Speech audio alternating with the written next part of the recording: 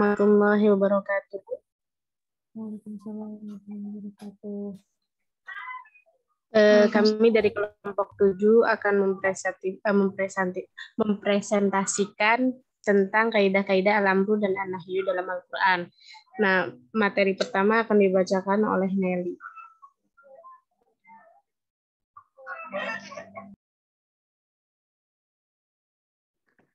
Yang pertama, pengertian al-amr. Al-amr dari segi etimologi adalah antonim dari al-nahi, yang artinya tuntutan atau perintah. Sedangkan al-amr dari segi terminologi oleh sebagian ahli didefinisikan bahwa permintaan dengan kata-kata yang sifatnya terstruktur agar pekerjaan dikerjakan, yang sifatnya instruktif. Itu syaratnya adalah bahwa yang memberikan instruksi harus lebih tinggi daripada yang diberi instruksi.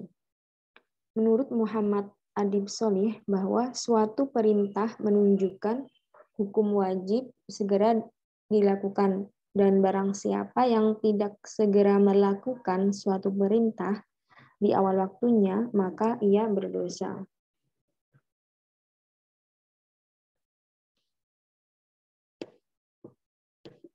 Selanjutnya ada kaidah-kaidah terkait amr. Ada 12 kaidah. Yang pertama, kaidah 97, yaitu perintah amr yang bersifat mutlak menunjukkan wajib kecuali ada dalil yang mengalihkannya. Al-amrul mutlaqu yaqtadil wujuba illa lisyarifi. Amr yang bersifat mutlak menunjukkan wajib kecuali ada dalil yang mengalihkannya. Amr menurut bahasa berarti tuntutan atau perintah, adalah lawan dari nahyi yang artinya larangan. Menurut istilah, al-amr adalah permintaan atau tuntutan yang disampaikan melalui ucapan-ucapan dari pihak yang lebih tinggi kedudukannya kepada pihak yang lebih untuk dikerjakan. Al-amr pada hakikatnya ialah perintah dari Allah kepada hamba-hambanya untuk dikerjakan atau dilakukan. Sedangkan hukum mengerjakan amr itu adalah wajib, kecuali ada dalil yang mengalihkannya ke makna yang lain. Siwa amr yang mutlak apabila kosong dari tanda-tanda atau indikasi-indikasi yang mengalihkan maknanya, maka ia menunjukkan wajib. Inilah yang dapat dipraktikkan oleh ulama salaf dan khalaf pada umumnya. Misalnya yaitu dalam surat An-Nur ayat 63. Bismillahirrahmanirrahim. La taj'alu du'a ar-rasuli bainakum ka du'a'i ba'dikum ba'dha. Qad ya'lamullahu alladhina yatasalluna minkum liwada. Falyahdharil ladhina yukhalifuna an amrih an tusibahum fitnatun aw yusibahum adzabun alim. Yang artinya, janganlah kamu jadikan panggilan Rasul di antara kamu seperti panggilan sebagian kamu kepada sebagian yang lain. Sesungguhnya Allah telah mengetahui orang-orang yang berangsur-angsur pergi di antara kamu dengan berlindung kepada kawannya. Maka hendaklah orang-orang yang menyalahi perintah Rasul takut akan ditimpa cobaan atau ditimpa azab yang pedih. Dengan adanya hukuman atau sanksi atas pelanggaran terhadap perintah yang disebutkan dalam ayat ini, An-Nur ayat 63, menunjukkan bahwa amr adalah perintah dalam ayat tersebut wajib untuk dikerjakan.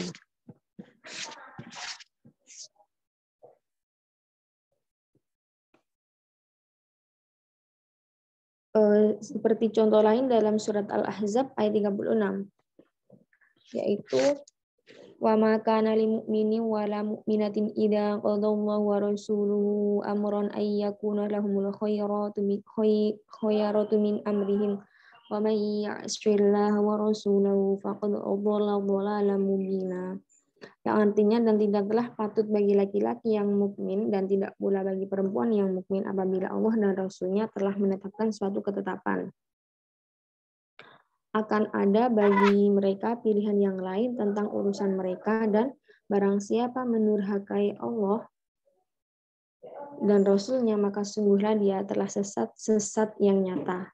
Nafian pilihan ketika adanya amr dalam ayat tersebut di dalam ayat surat Al-Ahzab ayat 36 menunjukkan bahwa urusan yang telah ditetapkan Allah dan Rasul-Nya wajib dikerjakan dan berdosa jika melarangnya.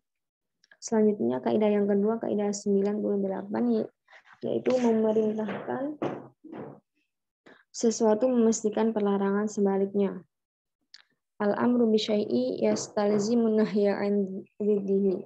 Memerintahkan sesuatu memastikan pelarangan sebaliknya. Bahwa perintah mengerjakan sesuatu tidak otomatis berarti melarang sebaliknya. Jelas dipandang dari segi makna harfiah perintah itu. Bahwa ungkapan sebuah perintah itu bukanlah ungkapan larangan karena kaitan perintah adalah dengan tuntutan atau tolak. Sedangkan kaitan larangan adalah dengan pengabdian tara. Tuntutan adalah permintaan agar suatu diwujudkan, sedangkan larangan adalah permintaan agar suatu tidak diwujudkan. Pemahaman yang salah mengenai firman Allah itu sendiri telah membawa banyak orang berpendapat bahwa perintah itu sesungguhnya adalah juga larangan. Perintah itu sendiri menurut pandangan mereka adalah makna yang eksis dalam substansi tetapi tidak mengambil bentuk. Nah, jadi harus berhati-hati jangan sampai terpeleset tentang hal itu. Yang lebih diterima adalah bahwa memerintahkan sesuatu berarti melarang sebaliknya dari segi maknanya. Hal itu karena tidak mungkin mengerjakan sesuatu perintah tanpa meninggalkan sebaliknya. Misalkan menyatakan diam, itu artinya menghendaki larangan bergerak. Hal itu karena tidak mungkin terwujud diam bila sekaligus mengerjakan sebaliknya, yaitu bergerak. Karena dua hal itu berlawanan. Memerintahkan sesuatu berarti memerintahkan segala konsekuensinya. Hal itu jelas dari segi konsekuensi logisnya, bukan dari segi maksud yang memerintahkan itu sendiri. Oleh karena orang yang memerintahkan mengerjakan sesuatu tidak selalu berarti memerintahkan segala konsekuensi logisnya itu. Sekalipun ia tahu bahwa segala konsekuensinya itu pasti terwujud bersamaan dengan mengerjakan apa yang diperintahkan itu. Contoh dalam kaidah ini adalah seperti perintah Allah untuk beriman, sholat, zakat, puasa, haji, dan berbakti kepada orang tua, silaturahim, adil, dan berbuat baik. Hal itu berarti bahwa ia melarang syirik, tidak sholat, tidak berzakat, tidak puasa, tidak berhaji, durhaka kepada orang tua, memutus silaturahim, kejam, dan berbuat jahat. Selanjutnya kaidah yang ketiga, kaidah 99. Al-amru yaqtadil fawra illa liqari. Memerintahkan sesuatu menghendaki pelaksanaan segera kecuali ada petunjuk lain. Bila ada perintah dari Allah, itu berarti bahwa yang diperintahkan itu harus segera dilaksanakan tanpa diundur-undur, kecuali terdapat petunjuk bahwa hal itu boleh diundur. Seperti fakta-fakta berikut. Yang pertama, bahwa kesegeraan mengerjakannya diminta oleh ayat dengan jelas, misalnya firman Allah dalam surat Al-Imran ayat 133. Bismillahirrahmanirrahim. Wasari'u ila mau'firatim mir rabbikum wa jannah. Yang artinya, dan bersegeralah kamu kepada ampunan dari Tuhanmu dan surga. Dan firman-Nya dalam surat Al-Baqarah ayat 148, walikulli wijhatin huwa muwalliha. Dan bagi tiap-tiap umat ada kiblatnya yang ia menghadap kepadanya. Di samping itu, Allah juga memuji orang-orang yang melaksanakan perintah dengan segera. Dalam surat Al-Mu'minun ayat 61. Ulaika yusari'una fil khairati wa hum laha sabiqun. Mereka itu bersegera untuk mendapat kebaikan-kebaikan dan merekalah orang-orang yang segera memperolehnya. Dan sebagaimana diketahui juga, sebab Allah mencela dan menghukum iblis adalah karena tidak segera melaksanakan perintah untuk bersujud kepada Adam. Sudah dimaklumi bahwa seorang majikan bila memerintahkan para bawahannya, tapi mereka tidak melaksanakannya dengan segera, maka ia menghukum mereka. Bila diterima bahwa perintah itu boleh diundurkan pelaksanaannya, maka pengunduran itu mesti jelas apakah ada batasnya atau tidak ada batasnya. Bila dikatakan ada batasnya, kita nyatakan bahwa hal itu bisa diketahui, sedangkan tuntutan atau taklif untuk sesuatu yang tidak diketahui tidak sah. Bila dikatakan tidak ada batasnya, kita jawab bahwa hal itu berarti bahwa perintah itu tidak ada. Padahal kita mengetahui Allah memerintahkannya. Dan bila dikatakan perintah itu ada batas waktunya yang dapat diduga sampai berapa lamanya, maka jawabannya adalah dugaan waktu itu tidak jelas karena ia tidak tahu kapan ajalnya akan datang. Dalam Al-Quran jelas bahwa Allah telah memperingatkan kita agar tidak mengundur-undur dan berlambat-lambat mengerjakan perbuatan-perbuatan baik. Mengingat ajal itu, misalnya dalam surat firman-Nya surat Al-A'raf ayat 185, awalam ya'uduru wa an asa ayyakuna qad iqtaraba ajaluhum. Dan apakah mereka tidak memperhatikan bahwa boleh jadi ajal mereka sudah dekat? Yang pertama, ada contoh perintah yang tidak memiliki indikasi lain selain perlu dikerjakan segera. Dalam surat Al-Imran ayat 97. Walillahi 'alan nasi hajjul baiti man istata'a ilaihi sabila.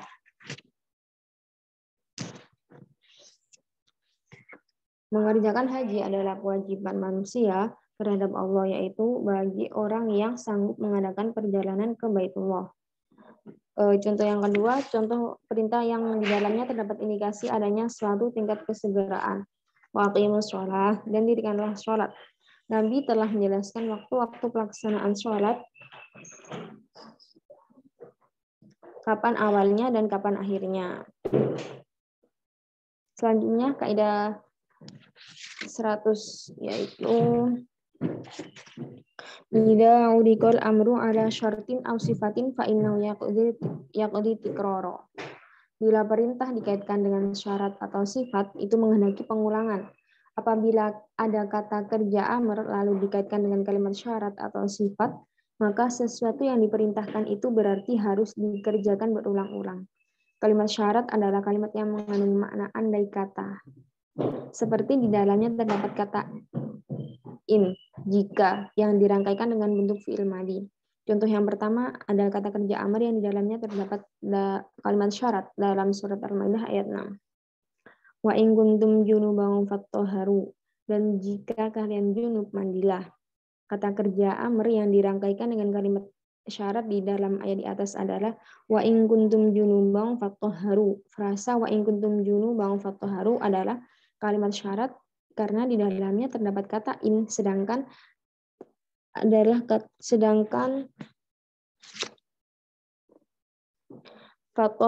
fatahharu adalah kata kerja amr. Kata kerja amr dalam susunan seperti ini mengandung makna pengulangan, yaitu bahwa mandi harus dilakukan setiap kali terjadi junub. Ada contoh yang kedua, yakni kata kerja amr yang dirangkaikan dengan kalimat sifat dalam surah An-Nur ayat 2.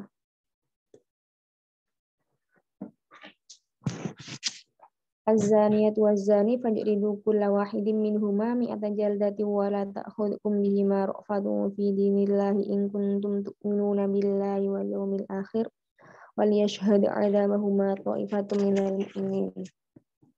Perempuan yang berzina dan laki-laki yang berzina, maka deralah tiap-tiap seorang dari keduanya 100 kali dera. Dan janganlah belas kasihan kepada keduanya mencegah kamu untuk menjalankan agama Allah jika kamu beriman kepada Allah dan hari akhirat. Dan hendaklah pelaksanaan hukuman mereka disaksikan oleh sekumpulan orang-orang yang beriman. Kata kerja amr yang dirangkaikan dengan kalimat yang menunjukkan makna sifat di dalam ayat di atas adalah az-zaniyatu waz-zani fajridu. Frasa amr adalah fajridu dan frasa yang mengandung makna sifat adalah az-zaniyatu waz-zani. Bentuk ayat seperti itu mengandung makna bahwa setiap kali terjadi perzinaan, maka setiap kali itu pula pelakunya harus didera. Selanjutnya kaidah 101. Al-amru waridu ba'dal hadri ya'udu hukmuhu ila hali qabla al-hadri. Perintah yang datang setelah larangan hukumnya dikembalikan kepada keadaan sebelum larangan. Bila perintah datang setelah larangan, maka pendapat yang lebih benar para ahli hukum perintah itu dikembalikan kepada keadaannya sebelum larangan. Bila hukum sebelum larangan boleh, maka hukumnya boleh, dan bila wajib, hukumnya juga wajib. Seperti dalam Al-Maidah ayat 2, wa idza halaltum fashtadu. Dan apabila kalian telah bertahalul, berburu pada awalnya boleh, kemudian diharamkan karena ihram. Selanjutnya diperintahkan setelah bertahalul, sebagaimana ayat yang di atas tersebut. Sesuai dengan kaidah di atas, perintah di sini hukumnya dikembalikan kepada bagaimana hukumnya sebelum larangan, yaitu boleh, tidak wajib. Selanjutnya kaidah 102.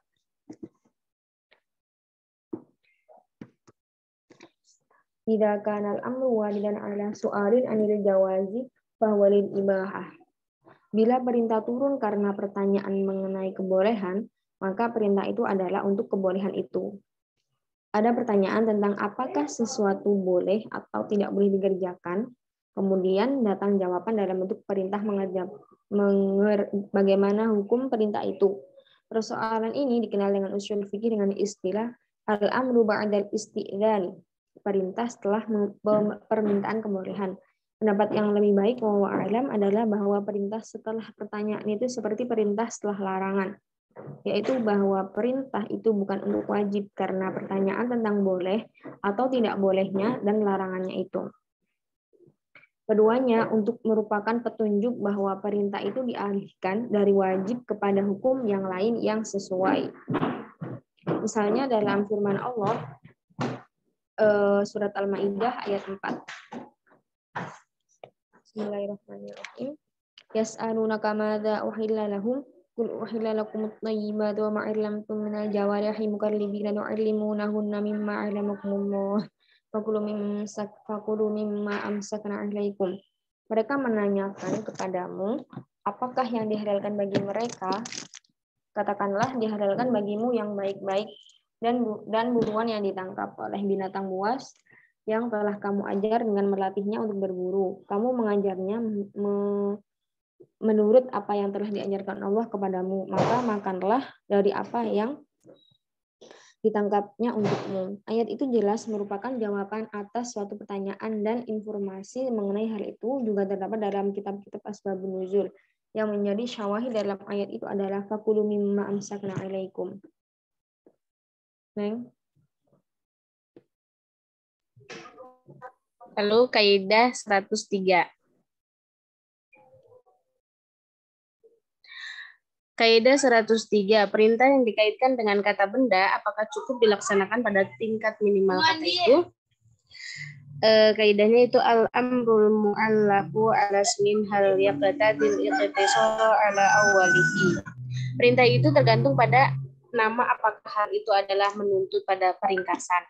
Makna dari kaidah ini adalah sesungguhnya jika hukum disandarkan pada kuli, maka keseluruhan dan bagian-bagian itu sepadan, baik dalam tinggi rendahnya ataupun banyak sedikitnya. Di dalam kitab Al-Furuq dikatakan perbedaan pendapat mengenai kaidah ini tidak terjadi pada seluruh aspeknya. Aspek-aspek 3 bentuk, yaitu 1. Harus dilaksanakan semaksimal mungkin, itu berkaitan dengan masalah ketuhanan. 2. Boleh dilaksanakan dalam batas minimal, itu maksudnya bukan untuk pengabaian, tetapi karena bagaimanapun mengenai kemampuan manusia tidak akan pernah dapat mencapai yang sebenarnya mengenai Allah. 3. Diperdebatkan, ada yang mengharuskan pelaksanaannya secara maksimal dan ada yang membolehkannya minimal. Minimal kaidah di atas adalah mengenai bentuk ketiga ini. Selanjutnya seperti contoh dalam surat An-Nisa ayat 92, yaitu wa man qatala mu'minan khata'an fatahriru raqabatin mu'minah. Barang siapa membunuh seorang yang beriman karena tersalah, hendaklah dia memerdekakan seorang hamba sahaya yang beriman. Ayat ini memakai tentu peringkasan, tidak dijelaskan siapa-siapa yang kena taklif, maka terkandung di dalamnya hukum umum, yaitu dihukumnya baik perempuan maupun orang yang masih kecil. Hal itu bisa berubah kalau ada pengecualian. Dan dalam surat Al-Maidah, wasariqu wasariqatu faqta'u aydiyahuma Adapun orang laki-laki maupun perempuan yang mencuri, potonglah kedua tangannya. Bila seseorang mencuri dalam jumlah nisab minimalnya, jumlah itu sudah membolehkan penjatuhan hukum potong tangan. Nah, selanjutnya kaidah 104. Kaidah 104. Al-amru biwahidin mubahamin min asya mukhtalifah muayyanah. Hal yujibu wahidan minha alastiwa. Itu artinya perintah mengerjakan sesuatu yang masih samar tetapi sudah dibatasi, apakah wajib dilaksanakan salah satunya secara acak? Nah, amar dengan bentuk yang berbeda, maka boleh memilih pada dasarnya lafaz amar menuntut suatu perbuatan tertentu untuk dilaksanakan. Namun ada pula lafaz amar yang menuntut untuk melakukan salah satu di antara beberapa alternatif perbuatan yang disebutkan dalam nas yang dimaksud. Amar seperti itu disebut mukhayyar. Itu dalam bentuk pilihan, yaitu meliputi dua aspek, yaitu yang pertama, contoh pemilihan antara unsur yang berbeda-beda. Itu di surat Al-Maidah ayat 89. Ini mengenai denda pelanggaran sumpah. Fakaffaratuhu it'amun asyarati masakin min awsati ma tut'imuna ahlikum aw kiswatukum aw tahriru raqabah. Maka kafaratnya denda pelanggaran sumpah ialah memberi makan 10 orang miskin, yaitu dari makanan yang biasa kamu berikan kepada keluargamu, atau memberi mereka pakaian, atau memerdekakan seorang hamba sahaya. Nah, amar dalam ayat ini menuntut melaksanakan satu di antara tiga pilihan, yaitu memberi makan 10 orang miskin, memberi makanan terhadap 10 orang miskin, atau memerdekakan hamba sahaya. Tetapi kemudian persoalannya, apakah yang dimaksud adalah melaksanakan semua yang disebutkan atau hanya salah satu darinya? Nah, menurut ulama usul fikih mengatakan bahwa kewajiban dalam amar itu berlaku terhadap semua pilihan. Tetapi menurut ulama yang lain mengatakan bahwa bila salah satu di antara pilihan itu dilaksanakan, maka tuntutan amar telah terpenuhi dan memadai. Yang terakhir ini disepakati. Nah, yang kedua, contoh pemilihan antara yang sedikit dan yang banyak. Itu contohnya di surat Al-Muzammil ayat 1-4. Ya ayyuhal muzammil qumil laila illa qalila nisfahu aw yanqus minhu qalila aw zid 'alaihi warattilil qur'ana taratila. Nah, bangunlah untuk sholat pada malam hari kecuali sebagian kecil, yaitu separuhnya atau kurang sedikit dari itu, atau lebih dari 1/2 itu, dan bacalah Al-Quran itu dengan perlahan-lahan. Sholat pada 1/3 malam wajib hukumnya bagi Rasulullah. Lebih dari itu hukumnya sunnah. Hal itu karena pemilihan terjadi di antara 1/3, 1/2, atau 2/3. Nah, kaidah 105. Kaidah 105. Itu al-amru lijama'atin yaqtadi wujubuhu ala kulli wahidin minhum ila dalil. Perintah yang ditunjukkan kepada sekelompok orang berlaku wajib untuk setiap orang kecuali terdapat dalil lain. Adanya amar untuk umum maka mengharuskan dilakukan setiap individu kecuali ada qarinahnya. Amar yang ditunjukkan pada umum ada kalanya dengan lafaz umum yang ditunjukkan pada setiap individu yang mungkin kena taklif. Taklif itu terbebani hukum. Seperti dalam surat An-Nur. Wa aqimus sholata wa atuz zakah. Nah, amar di sini menggunakan lafaz umum tetapi setiap orang Islam wajib menjalankannya. Dan ada pula yang amar yang ditunjukkan pada umum tapi tidak bermaksud untuk umum. Yaitu dalam surat Al-Imran 104. Itu wal takum minkum ummatun yad'una ilal khairi wa ya'muruna bil ma'ruf. Nah, menurut salah satu pendapat hukum berdakwah ini termasuknya fardu kifayah. Terus kaidah 106. Itu perintah atau larangan itu dua macam, yaitu ada yang tegas, dan ada yang tidak tegas. Menunjukkan masing-masing kepada hukum perlu pembahasan. Amar yang ada dalam Al-Quran bisa diarahkan kepada orang yang tidak masuk di dalamnya, tetapi yang lain terkenai hukum amar itu, dan ada juga yang diarahkan kepada orang yang masuk di dalamnya dan merupakan amar untuk orang tersebut juga. Nah, yang pertama contoh perintah dan larangan yang tegas itu di surat Al-Jumu'ah ayat 9. Ya ayyuhalladzina amanu idza nudiya lis-sholati min yaumil jumu'ati fas'au ila dzikrillahi wa dzarul bai'. Wahai orang-orang yang beriman, apabila telah disuruh untuk melaksanakan sholat pada hari Jumat, maka segeralah kamu mengingat Allah dan tinggalkanlah jual beli. Nah, contoh ayat ini dimaksudkan jika ditinjau sesuai pandangan pertama adalah berjual beli, baik jual beli dilakukan oleh orang yang wajib atau yang tidak wajib Jumatan. Adapun jika pandangan kedua yaitu tinjauan adanya ilat, maka maksudnya ungkapan ini adalah agar sholat Jumat dijaga dan jangan sampai diabaikan. Itu berlaku khusus untuk ditunjukkan kepada orang yang wajib sholat Jumat dan tidak untuk yang lainnya. Nah, contoh kedua itu contoh perintah larangan yang tidak tegas dan ungkapan dengan ungkapan berita dalam penetapan hukum. Dalam surat Al-Baqarah 183. Ya ayyuhalladzina amanu kutiba alaikumusyamu kama kutiba alal ladzina min qablikum la'allakum tattaqun. Wahai orang-orang yang beriman, diwajibkan atas kamu berpuasa sebagaimana diwajibkan atas orang sebelum kamu agar kamu bertakwa. Contoh ketiga, contoh perintah larangan yang tidak tegas yang dipahami dari pujian atau perbuatan atau pelakunya dalam hal perintah atau celaan terhadap perbuatan atau pelakunya dalam hal larangan. Surat An-Nisa dalam surat An-Nisa ayat 13 itu wa may yuti'illah wa rasulahu yudkhilhu jannah. Itu barang siapa taat kepada Allah, Allah dan Rasulnya, dia akan memasukkannya ke dalam surga-surga. Nah, contoh keempat itu perintah yang tergantung apa yang diperintahkan, yang tidak termasuk ke dalam wilayah kemampuanmu. Nah, yang pertama, kalaf, misalnya tergelincirnya matahari untuk wajibnya sholat zuhur dan terbenamnya matahari untuk wajibnya sholat maghrib, termasuk ke dalam wilayah kemampuan manusia. Nah, yang kedua itu tidak diperintahkan. Nisab sebagai syarat wajib zakat dan menetap sebagai syarat wajibnya puasa.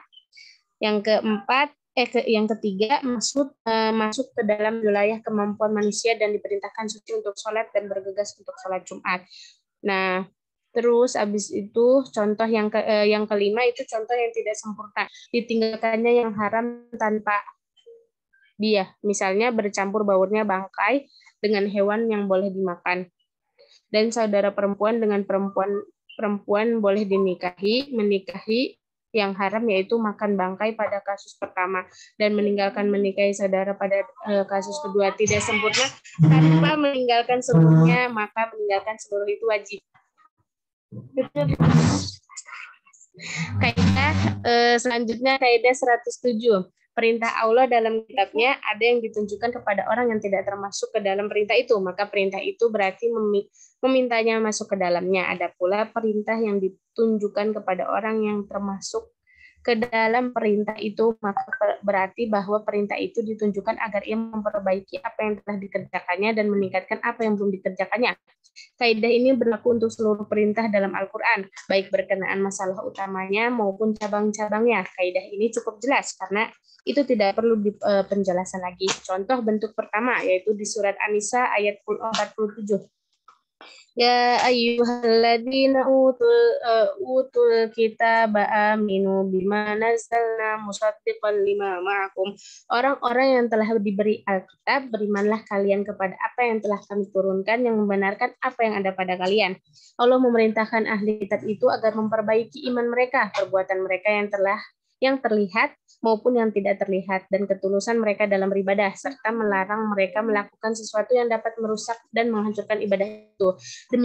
Demikian pula perintahnya terhadap kaum muslimin yang mendirikan sholat, membayar zakat, mempuasakan Ramadan, adalah perintah yang menyempurnakan semua itu, begitu juga seluruh syarat dan rukun ibadah itu. Nah, terus habis itu kaidah 108.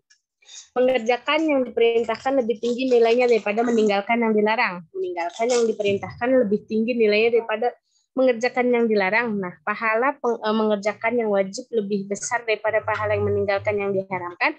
Hukuman meninggalkan yang wajib lebih besar daripada hukuman yang mengerjakan yang diharamkan. Nah, berarti kesimpulan dari ini ada 4 poin dari kaidah tersebut, yaitu yang pertama, mengerjakan yang diperintahkan lebih besar maknanya daripada meninggalkan yang dilarang. Yang kedua, meninggalkan yang diperintahkan lebih besar maknanya daripada mengerjakan yang dilarang. Ketiga, pahala mengerjakan yang wajib lebih besar daripada pahala meninggalkan yang diharamkan. Keempat, dosa meninggalkan yang wajib lebih besar daripada dosa mengerjakan yang diharamkan. Contohnya yaitu pada surat Hud. Fastaqim kama umirta wa ma wala tatghaw. Maka tetaplah engkau Muhammad di jalan yang benar, sebagaimana telah diperintahkan kepadamu dan juga orang yang bertobat bersamamu, dan janganlah kamu melampaui batas. Nah, selanjutnya akan dilanjutkan oleh Nelly. Selanjutnya pengertian dari al-nahyu.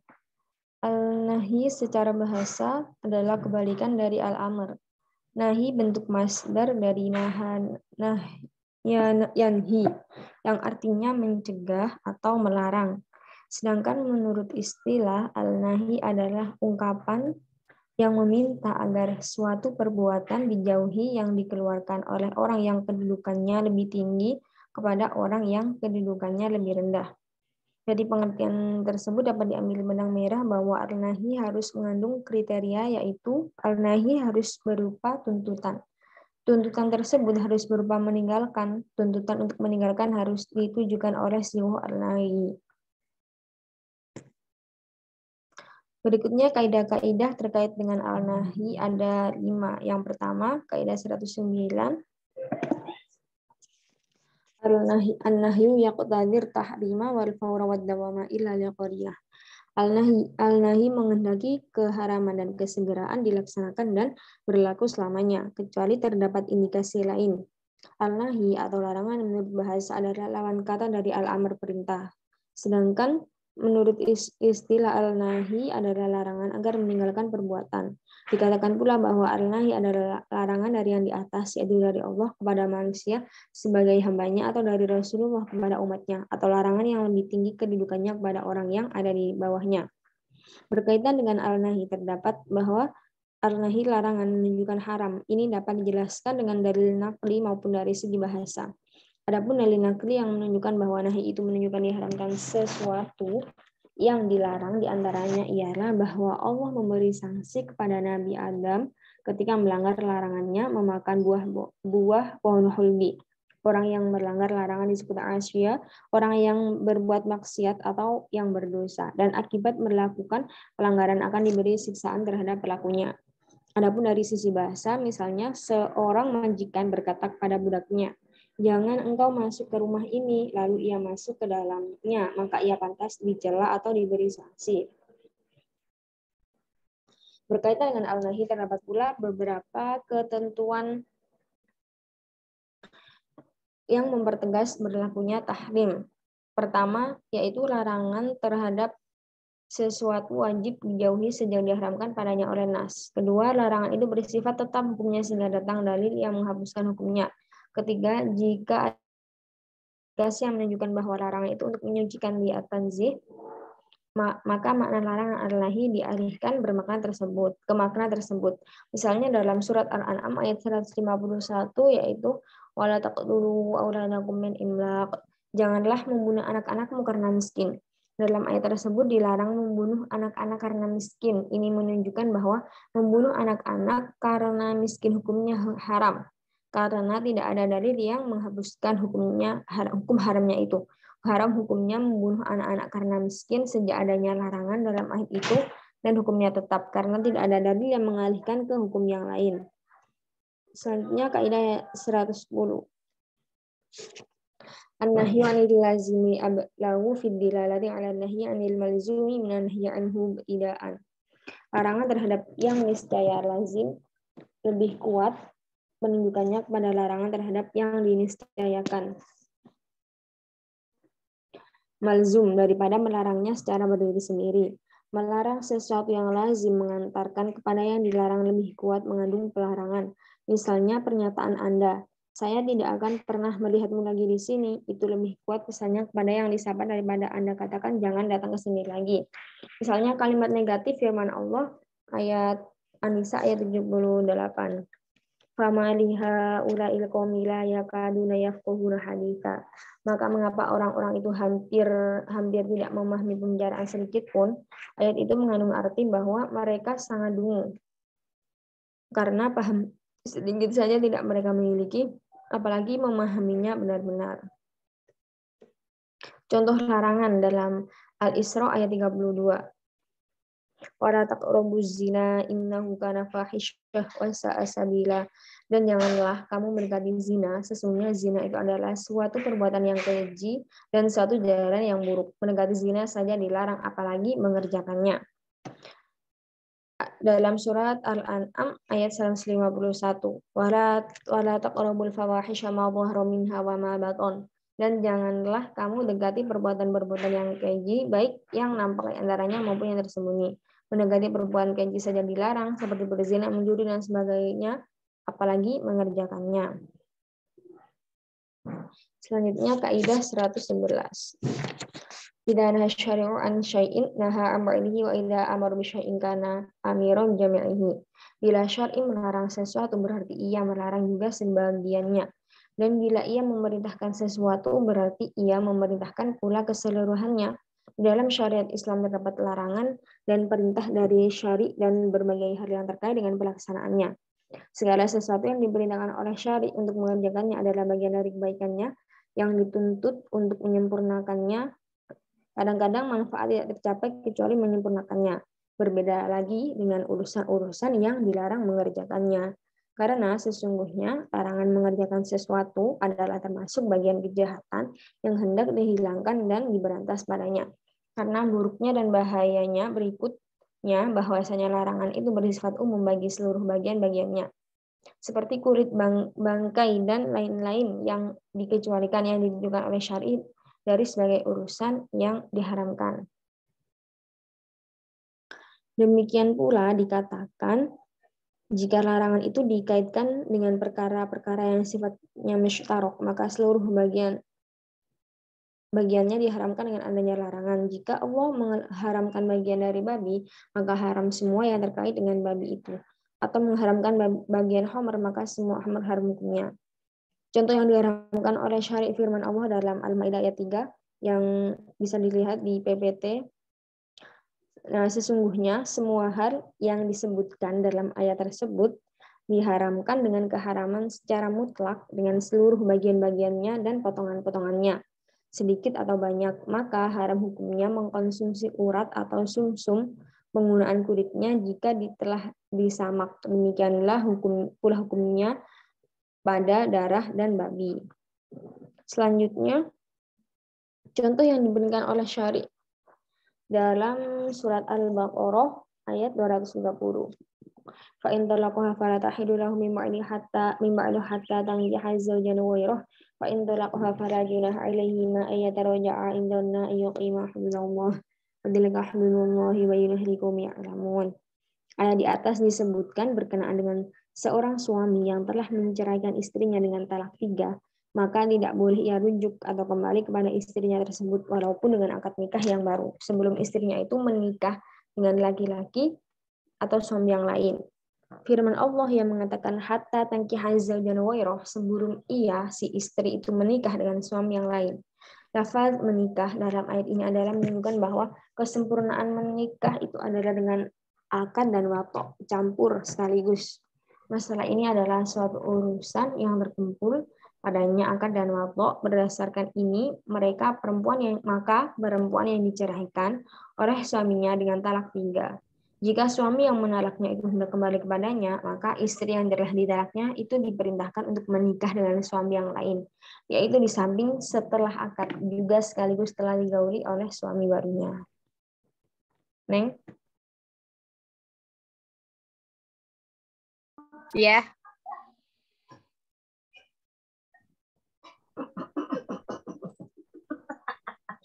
Kaidah 112 yaitu iradul insya'i bisighatil khabari abalagu min iradihi bisighatil al-insya'. Menyatakan insya'i dengan bentuk khabari lebih kuat maknanya daripada menyatakannya dengan bentuk insya'i. Insya'i adalah ungkapan kalimat selain kalimat berita, seperti kalimat sumpah, panggilan, harapan, dambaan, tanya, perintah, dan larangan. Nah, kalau khabari adalah kalimat yang terkandung dalamnya benar atau salah. Ada yang menyatakan kalimat yang dapat dipandang benar ataupun salah. Maksudnya ketika ada pernyataan yang mengandung insya tapi dengan bentuk khabar, maka syari menginginkan agar segera dilakukan mengenai perintah atau larangan. Hal ini seperti kaidah pertama, datangnya nahi dengan bentuk khabar, yaitu kalimat negatif yang dimaksudkan larangan. Contohnya dalam surat Al-Baqarah 197, "Fama farada fihinnal hajj fala rafata wala fusuqa wala jidala fil hajj." Barang siapa mengerjakan ibadah haji dalam bulan-bulan itu, maka janganlah dia berkata jorok, berbuat maksiat, dan bertengkar dalam melakukan ibadah haji. Nah, kalimat berita ini yaitu maksudnya larangan. Nah, yang kedua, datangnya amr dengan bentuk khabar. Contohnya dalam surat Al-Baqarah 223. Wal walidatu yurdi'na auladahunna haulaini kamilain. Nah, dan ibu-ibu hendaklah menyusui anaknya selama 2 tahun penuh. Kalimat itu berita maksudnya perintah. Nah, selanjutnya kaidah 113. An-nahyu yaqtadil fasad. Nahi itu menunjukkan kerusakan. Setiap larangan atau nahi menghendaki ditinggalkannya perbuatan yang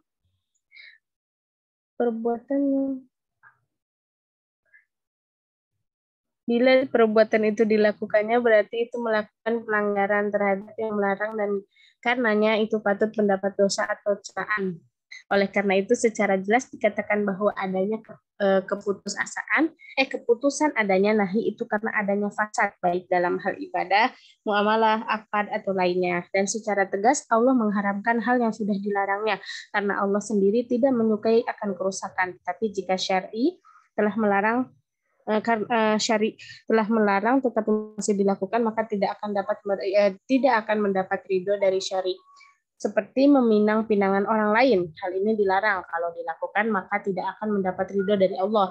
Akibat dari larangan itu bisa berubah kalau ada qarinah yang membatalkannya. Tetapi pada dasarnya dalam nahi itu ada 2 macam, yaitu pertama larangan karena adanya akibat buruk. Nah, dilarang karena substansinya dalam surat Al-Isra 32. Nah, ini tuh maksudnya akibat buruk yang ditimbulkan zinanya jelas. Wala taqrabuz zina innahu kana fahisyata wa sa'a sabila. Dan janganlah kamu mendekati zina. Zina itu sungguh perbuatan keji dan suatu jalan yang buruk. Nah, yang kedua dilarang karena sifatnya. An-Nisa 43 yaitu ya ayyuhalladzina amanu la taqrabus sholata wa antum sukara. Wahai orang-orang beriman, janganlah kamu mendekati salat ketika kamu dalam keadaan mabuk. Mabuk sifatnya adalah tidak mengerti apa yang diucapkannya, akibatnya buruk, yaitu salatnya tidak sah, karena itu dilarang.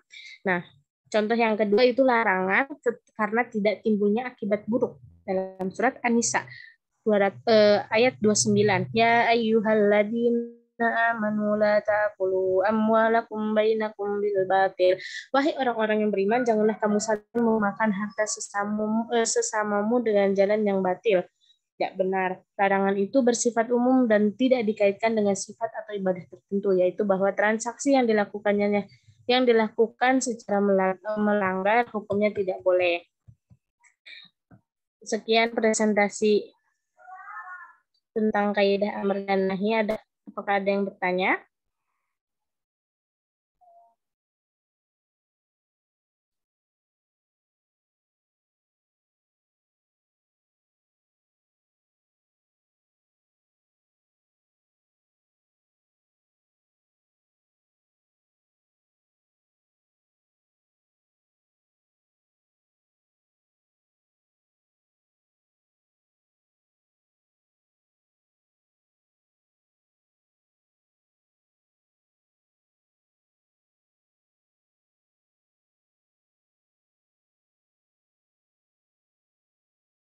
Teman-teman, apakah ada yang mau bertanya?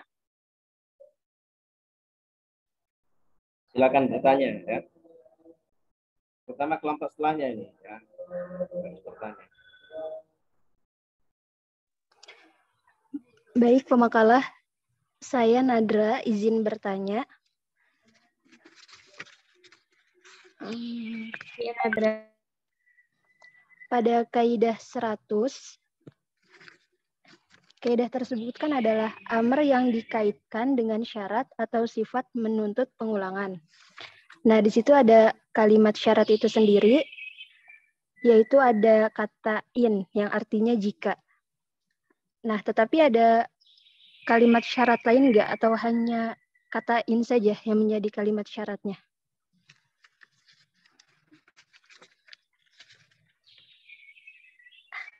Baik, Kayak gitu, pemakalah. pemakalah. Makasih, pemakalah. Makalah, saya Karima ingin bertanya. Halo? Iya, Karima. Oke.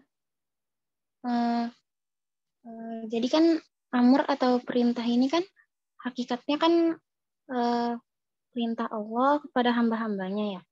Nah, berarti itu perintahnya itu yang hanya perintah Allah saja, apakah boleh perintah yang lain gitu? Misalnya kalau misalnya ada pejabat tinggi gitu, terus memerintah pada rakyat-rakyatnya, nah itu termasuk amr juga apa tidak gitu.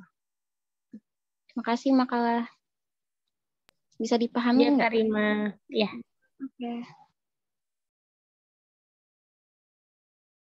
Ada lagi yang mau bertanya?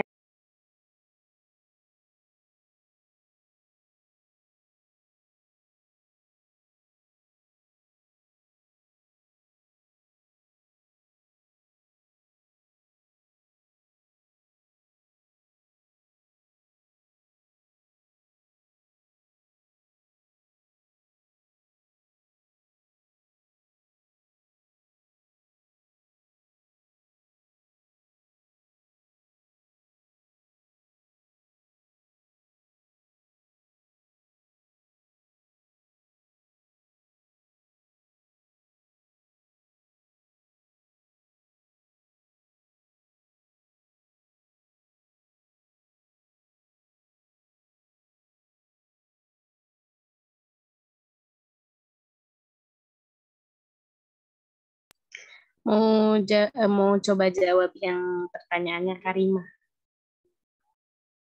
Kan amr itu perintah. Nah, tadi kan pertanyaannya apakah ini perintah tuh cuma dari Allah apa boleh dari yang lain gitu ya? Iya. Jawabannya boleh karena maksudnya perintah. Jadi maksudnya boleh gitu. Semisal kayak perintah dari masyarakat, perintah dari pemerintah ke masyarakatnya gitu, semisal. Oh, gitu. Nah, itu boleh gitu. Semisal kayak kita juga nyuruh, bukan nyuruh, iya. Perintah atasan ke bawahannya juga itu bisa. Kalau misalkan yang kayak pejabat ke masyarakat itu boleh sepanjang tujuannya tidak bertentangan dengan dalil agama.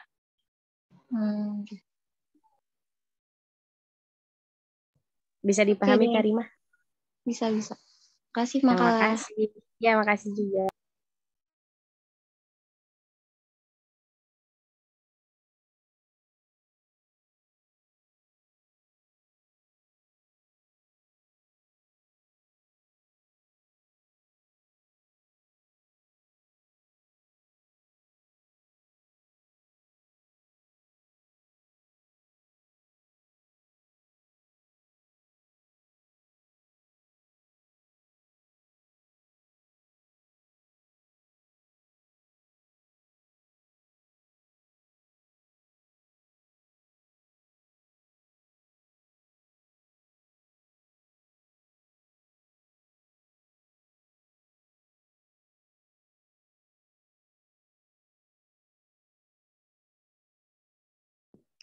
Baik, saya akan menjawab pertanyaan dari Nadra. Pertanyaannya tadi kata-kata syarat selain in ya, Nadra. Iya, Nelly. Memang ada. Ya, ada selain kata in, ada seperti kata ida. Itu merupakan kalimat syarat. Seperti contohnya kayak ida ja'a nasrullahi wal fath. Terus ada lagi dalam kutiba alaikum ida hadoro ahadakumul mautu. Jadi selain in ada juga ida bisa.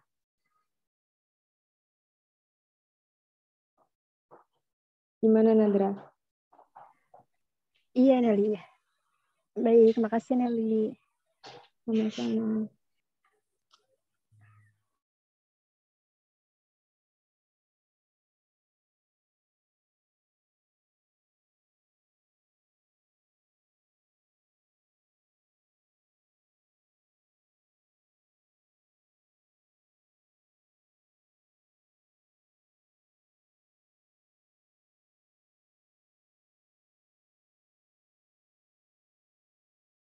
Baik, teman-teman, apa ada yang mau bertanya lagi atau menambahkan?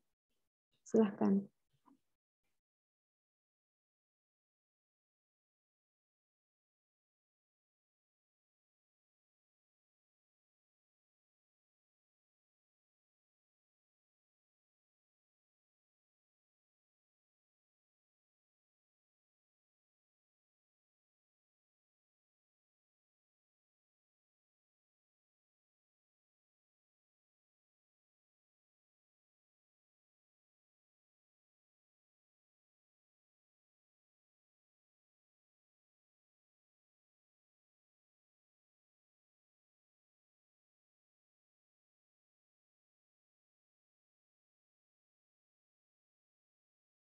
Gimana, teman-teman? Sepertinya masih belum ada lagi nih, Pak.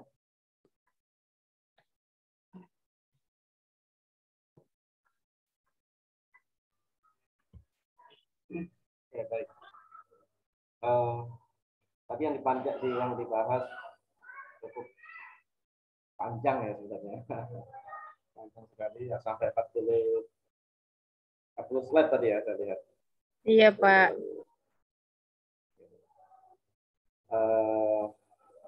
Sebenarnya dibahas sebagian itu juga nggak masalah sebenarnya. Kemudian kita melihat gambaran ya kaidah-kaidah yang ada dalam amar dan nahi. Oke. Oh ya, sebelum saya pengen tahu dulu deh yang presentasi hari ini siapa saja. Cuma 2 orang ya, 2 orang tapi jadi 40. Neng Astri dan Meli Nur Humaira. Coba, Neng Astri dari mana asalnya? Dari Kerawang, Pak. Karawang. Karawang dulu di mana sebelumnya? Sebelum di IKI. Jawa, Pak. Gimana? Di Jawa Tengah, Candiroto, Darul Falah. Di Temanggung. Oh, daerah Temanggung. Oke. Tapi sampai Temanggung di keluarga di sana atau gimana? Apa, Pak? Kok bisa sampai Temanggung? Iya, di pesantren. Oke, baik. Terus yang kedua Nelly. Humaira dari Ya, mana asalnya? Pak. Dari Lamongan, Jawa Timur. Lamongan. Sebelum di sini? Di Denanyar, Jombang. Di Jombang, Pak. Oke, baik. Karena tadi makalahnya sudah cukup panjang dan banyak ya. Saya kira kalau yang lain baca itu insya Allah sudah akan mendapatkan info mengenai amar dan nahi ya. Amar dan nahi ini perlawanan ya. Perlawanan. Amar itu perintah, nahi itu larangan. Kalau dulu saya pernah menyinggung kalau nggak salah perintah itu ada 3 ya. Ada amar, ada doa, ada iltimas ya. Amar itu perintah atasan ke bawah, doa itu ya perintah sebenarnya dari bawah ke atas, iltimas itu antar sesama. Nah ini dari atas ke bawah. Maka kalau diistilahkan amar, ya, dari atas ke bawah. Seperti kayak kalau dalam sehari-hari dalam pengadilan itu ada amar putusan misalnya. Itu perintah. Oke. Nah, dalam masalah amar dan nahi ini kenapa kok tadi bahasanya begitu panjang, banyak ya kaidahnya? Karena memang nanti ini berhubungan dengan hukum fikih, gitu ya. Hukum fikih. Kalau kalian pernah belajar usul fikih, maka amar nahi ini sudah dibahas di sana. Sudah banyak sekali, panjang sekali. Dan yang kita bahas tadi juga terkait dengan hal tersebut, gitu, yang ada dibahas dalam usul fikih. Gitu. Jadi konsepnya itu sudah ada lama gitu ya dalam konsep usul fikih di bidang fikih. Kaidah-kaidah dalam tafsir ini sebenarnya mengadopsi dari sana. Gitu. Misalnya al-amru lil wujud, ya, amar mengharuskan kewajiban, menghendaki kewajiban, kemudian amar menunjukkan lawannya, ya, menunjukkan larangan dari lawannya misalnya, dan seterusnya. Itu kaidah-kaidah itu sebenarnya sudah termaktub dalam buku-buku usul fikih, gitu ya, yang secara langsung memang membahas mengenai konsekuensi adanya amar perintah dan juga larangan nahi, ya.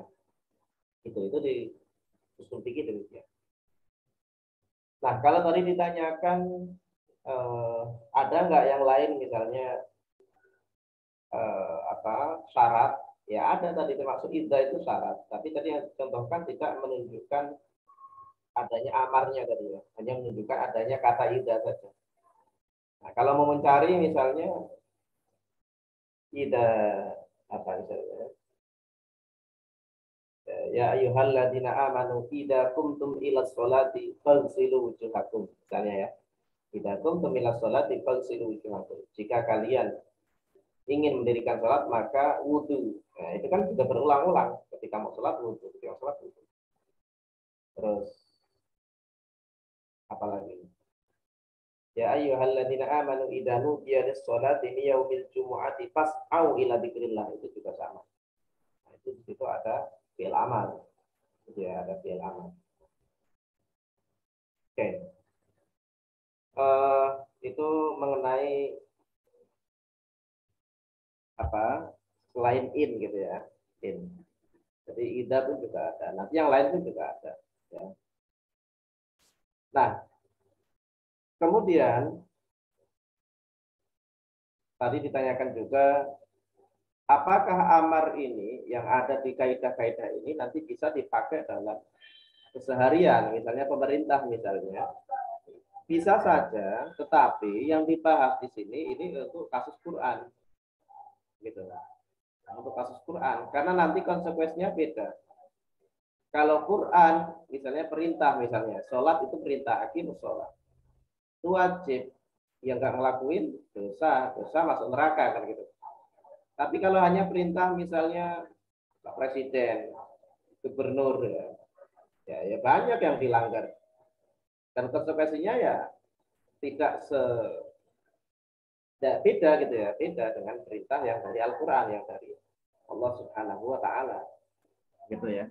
Jadi kaidah-kaidah tadi bisa saja dipakai, tapi konteksnya beda.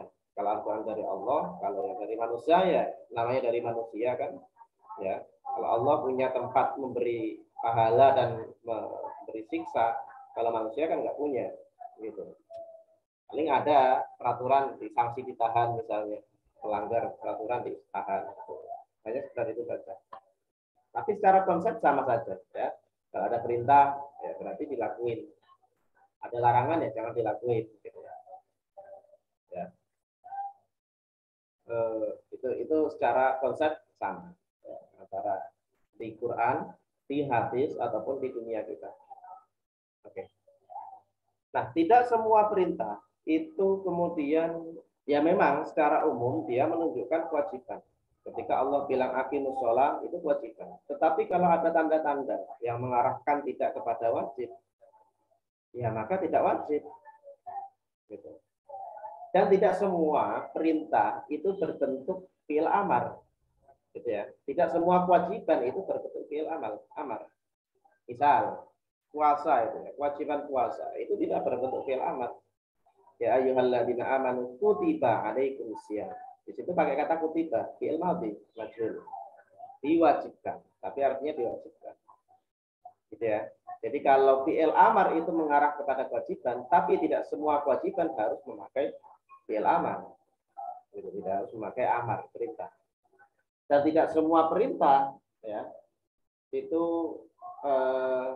menghendaki kewajiban ya, jika ada petunjuk lain yang menunjukkan tidak wajib. Saya kasih contoh misalnya. Kalau ada perintah tapi sebelumnya dilarang, ya, sebelumnya dilarang, maka itu menunjukkan sunnah. Contoh, misalnya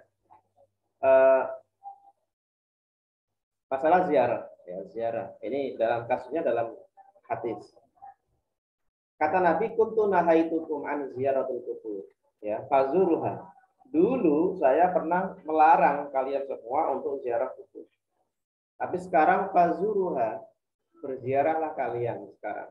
Nah, perintah di situ karena dulu didahului dengan larangan, maka di situ sudah tidak wajib lagi, melainkan hanya sunnah.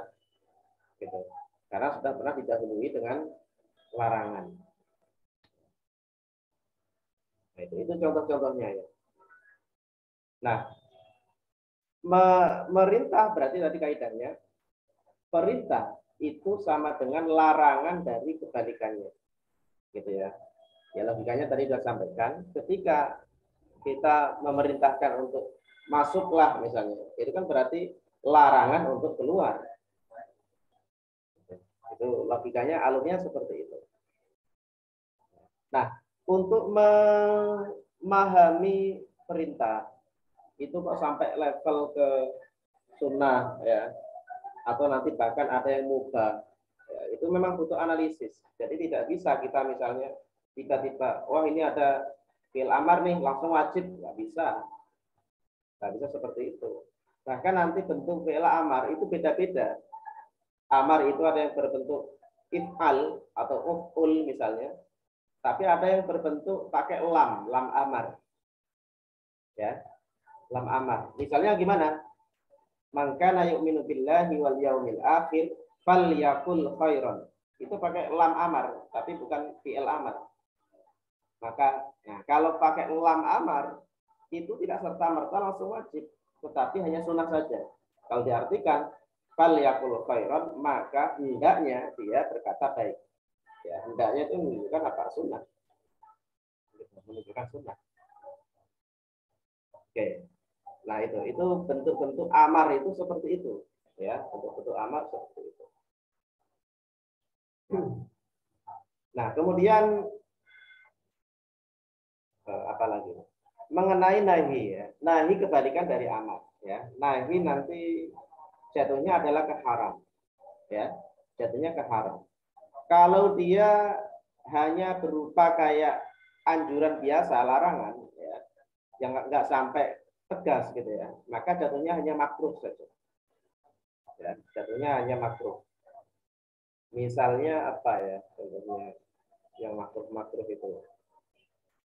Bahkan begini, kalau ada perintah yang dia sifatnya sunnah, maka kebalikannya adalah bisa makruh, ya, atau bisa khilaful aula namanya. Ada khilaful aula istilahnya. Ya. Misal, sholat duha itu disunahkan, maka meninggalkan duha itu ada yang menyebut dia sebagai makruh, ada yang menyebut sebagai khilaful aula. Apa yang membedakan makruh sama khilaful aula? Makruh itu kalau ada nasnya langsung, ya. Misalnya ada dari Nabi misalnya, jangan tinggalkan duha misalnya, itu makruh. Tapi kalau hanya kebalikan dari yang sunnah, ya, ketika ada perintah yang sunnah, ya, maka lawan dari tidak melakukan sunnah itu adalah khilaful aula. Gitu, khilaful aula. Oke, itu berapa contoh-contoh ya. Nah, lebih detailnya memang kita harus harus ke kitab usul fikih ya untuk mendapatkan penjelasan mengenai amar dan nahi ya, amar dan nahi. Oke. Nah, nanti kalau lebih detail lagi sebenarnya akan ada lebih banyak lagi ya, efek-efek hukum ya dari apa yang terdapat dalam Al-Qur'an, baik itu amar ataupun nahi ya. Nah, ada amar yang dia kalau sifatnya dia syarat ya, maka dia sebagai syarat ya. Misalnya kayak tadi, ya ayyuhalladzina amanu idza qumtum ila sholati faghsilu wujuhakum. Ya, jika kalian ingin sholat, maka wudulah kalian. Nah, wudu di situ ya wajib iya, tapi wajibnya ini tergantung kepada sholat. Ya, kalau nggak ada sholat ya nggak wajib. Sehingga wudu, kalau jam sekarang kita nggak wajib. Tapi kalau nanti sudah waktunya sholat, kita mau sholat ya wajib. Gitu, karena dia menjadi syarat. Nah, dalam hukum nanti, ini di usul fikih ya, hukum itu kan ada dua. Ada namanya hukum taklifi. Hukum taklifi itu hukum yang kitabnya dari Allah atau dari Rasul. Ada hukum wad'i. Hukum wad'i itu yang dia bergantung pada yang lain. Ya. Hukum taklifi itu misalnya kayak wajib, fardu, atau sunnah, misalnya mubah, makruh, haram. Itu semua adalah hukum taklifi. Dan itu kitabnya dari Allah. Misalnya Allah melarang atau Allah memerintah. Ya. Tetapi kalau hukum wad'i ya, hukum wad'i itu berkaitan dengan syarat, berkaitan dengan sah atau tidaknya misalnya, berkaitan dengan sebab, berkaitan dengan ilat misalnya, berkaitan dengan banyak lagi nanti ya. Termasuk juga rukhsah misalnya. Itu masuk dalam kategori hukum wad'i. Hukum wad'i itu hukum yang dia bergantung pada hal yang lain. Rukhsah misalnya, kita boleh makan bangkai, ya, tapi keadaannya harus kepepet dulu. Itu kan bergantung pada yang lain. Gitu. Kalau keadaan normal ya boleh, haram. Ya, misalnya, itu namanya hukum wad'i. Kita wajib tadi wudu, tapi kewajiban ini bergantung pada keinginan atau tuntutan untuk melaksanakan sholat fardu misalnya, dan seterusnya ya. Termasuk rukun-rukun. Rukun itu berkaitan dengan keabsahan ya, tetapi dia tidak wajib dengan sendirinya. Misalnya menghadap kiblat. Hukum menghadap kiblat apa? Ya kalau nggak ada tujuan untuk sholat ya nggak wajib. Gitu. Ya, maka kewajiban menghadap kiblat ya, meskipun dalam Al-Qur'an bahwa liwajhaka syatral masjidil haram itu berkaitan dengan sholat. Jadi kalau sholatnya nggak ada, ya kewajiban untuk menghadap kiblatnya nggak ada. Gitu dan seterusnya. Ya, jadi ada cukup panjang sekali ya, banyak untuk hal tersebut. Ya. Oke, itu mengenai amar dan nahi ya. Nanti yang lain itu mengenai makruh juga bisa masuk. Bahkan amar itu bisa masuk. Amar itu biasanya nanti kategorinya bisa wajib, bisa sunnah, bisa mubah, tergantung keadaannya nanti.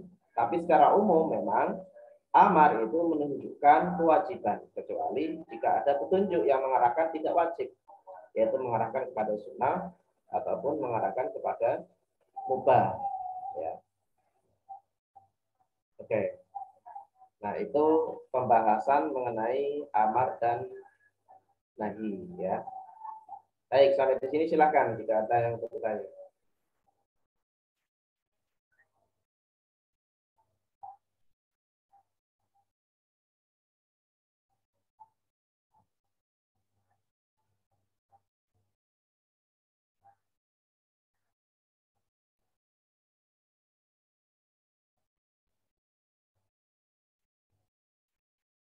Oke. Tadi ada banyak sekali, ada berapa tadi? 12 ya, 12 kaidah.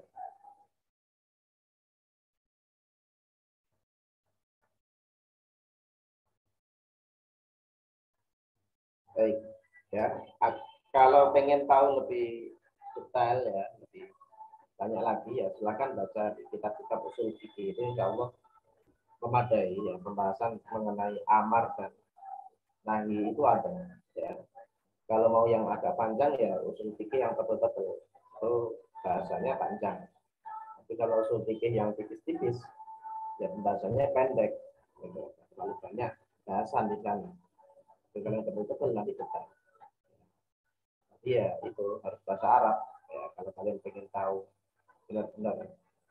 Ya, kalau hanya terjemahan, ya paling tahunya hanya di permukaan. Tapi kalau tahu bahasa Arab, mengakses kitab-kitab bahasa Arab, insya Allah akan tahu banyak ya mengenai pembahasan amar dan nahi. Ya. Baik, jika nggak ada pertanyaan ya kita cukupkan saja untuk pertemuan kali ini. Kita lanjutkan di minggu depan dengan bahasan baru. Silakan nanti, nggak tahu minggu depan ini apa bahasanya, saya lupa. Silakan nanti disiapkan saja yang jadwal. Kalau memang banyak, misalnya, ya, kaidahnya banyak, tadi kan banyak ya, sampai 12. Itu nggak harus diambil semua, cukupnya saja, ya, cukupnya saja yang kiranya ya buat presentasi maksimal setengah jam ya, maksimal. Saja cukup saya kira. Jadi kira-kira saja.